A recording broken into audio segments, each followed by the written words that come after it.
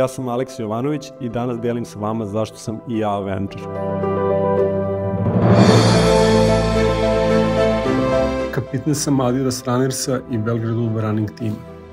Već nekoliko godina radim u fintech kompaniji, ali sam kao trkač u stalnoj potrazi za ekstremnim. Za razliku od ostalih sportova, u trčanju nemate protivnika kojem određuje kako da igrate. U suštini, u trčanju na neki način uvek pokušavate da pobedite sebe.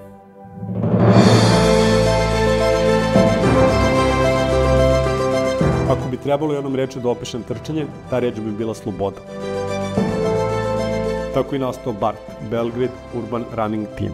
Ove godine slavimo 10. rođendan, sada nas je više od 200 članova. U jednom trenutku sam čuo za Speed Project i znao sam da je nama mesto tamo. Prošle godine je baš naš tim učestvovao na prvom Speed Projectu van Amerike u Čileu i tamo smo stigli prvi na cilj. Istrčali smo 500 km kroz Atakama pustinju za manje od 35 sati u ekstremnim uslovima.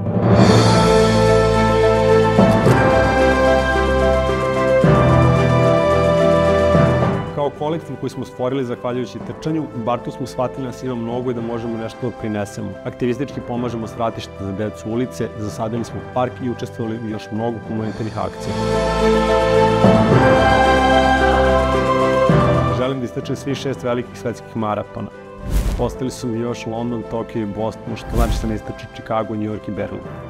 Ali pre svega želim da se družimo i trčimo i kad budemo imali 60, 70 i 80 godina, što da ne. Pored reke, noću, ulicama, posle 12 kada ceo grad spava, tada najviše volim da trčam. Volim Beograd, to je moj grad i želim da mu ostavimo nešto vredno.